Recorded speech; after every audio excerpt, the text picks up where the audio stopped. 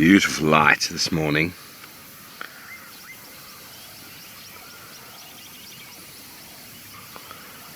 Oh, BK, job done, hey? That was easiest tracking of the morning. Oh yeah, gonna get bouncy. Are you gonna get bouncy? Yep, time to get bouncy.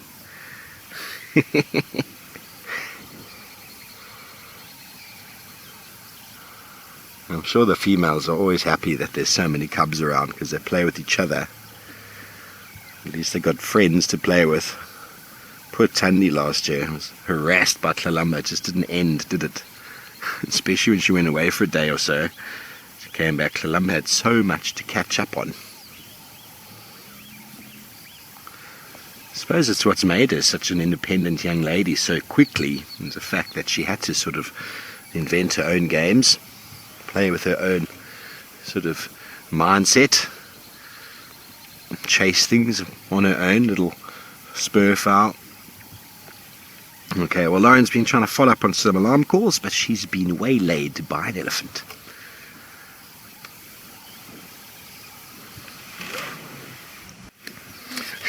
Yes, well, what I thought before that lion cub was trying to attack a beetle has materialized.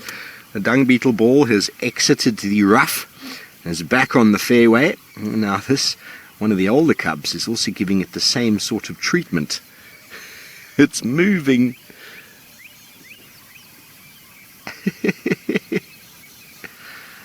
Does this make you think of the Lion King now? That dung beetle has no idea what fate it potentially has. Obviously lionesses probably will not respond at all to the movement of that ball, but the little cubs cannot help themselves.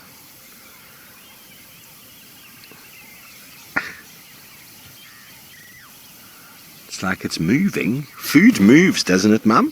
Food moves, but I don't quite like the smell of this.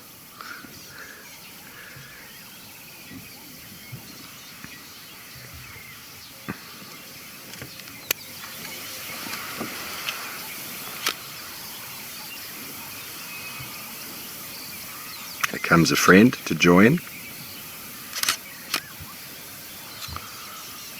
How can you not? How can you not want to play in the morning?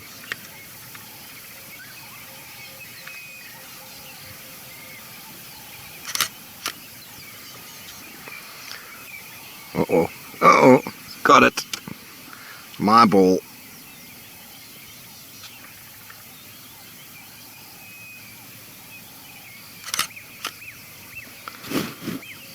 Such beautiful light with these lions this morning.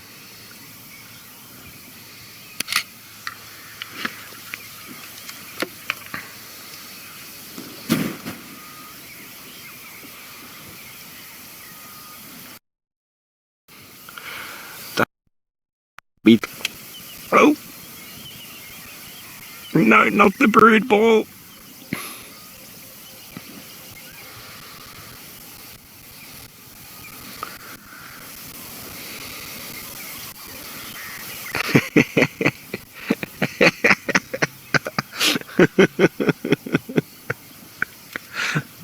So that's too funny.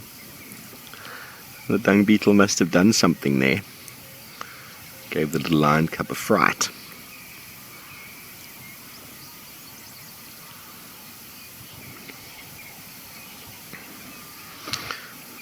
Some playing happening over here, some takedown expertise being practiced out here by these younger cubs. Everyone feels sorry for the dung beetle. I do understand your concerns. There are plenty of dung beetles around, and he's found his ball again. He's just reshaping it, so we'll just stay with these little lion cubs, and when the ball moves again, he's probably going to find himself in a bit of trouble, because, well, we know his lions can't help chasing things that move.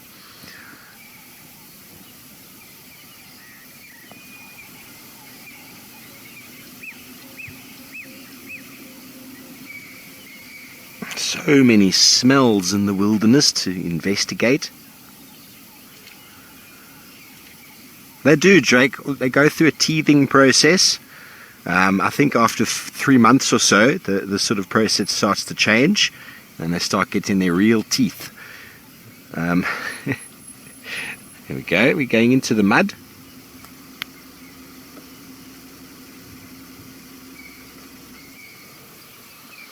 Okay.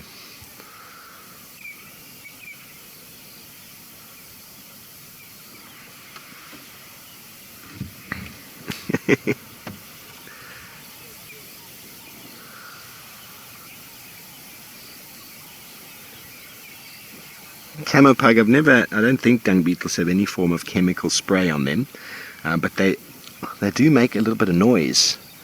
They do sort of make some sounds with their legs and their head moving around, so boom, tackled. So I don't think there's any spray given off. They do smell a lot like poo though. A little muddy wallow there. Tackle time.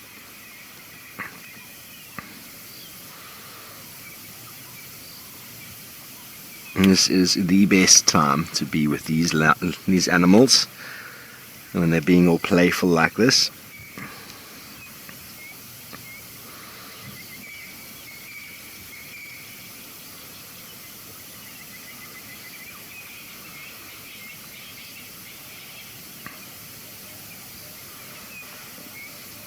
And there's a boy on the right. And there's a boy on the right. Oh!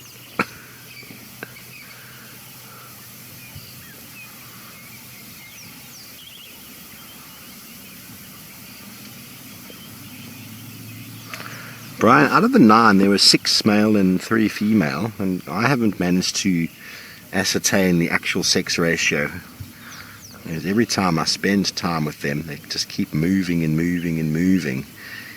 And I'll get half of the count, and then next thing they'll move again. So I haven't yet managed to ascertain which of the cubs are male and female and which ones are missing.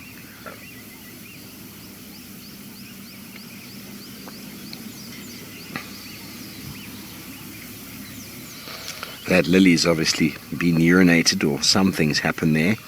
On these sort of very busy junctions that we have here, this is where the animals often will leave some form of scent behind.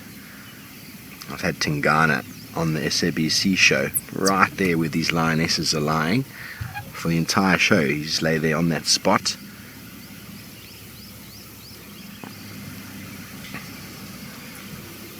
Let's get to these lioness here, beaks. These cubs here, they're way more fun than the lionesses in the shade. There's a bigger one, much bigger. 2 boys.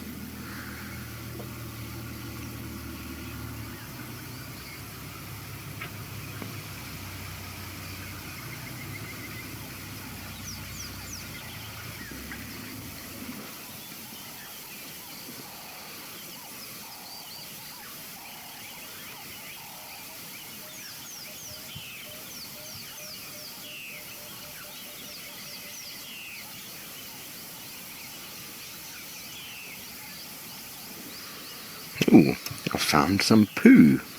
What is this? Does it move? Ooh.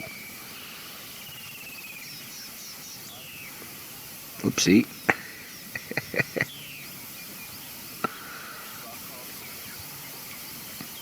The African lion, everybody.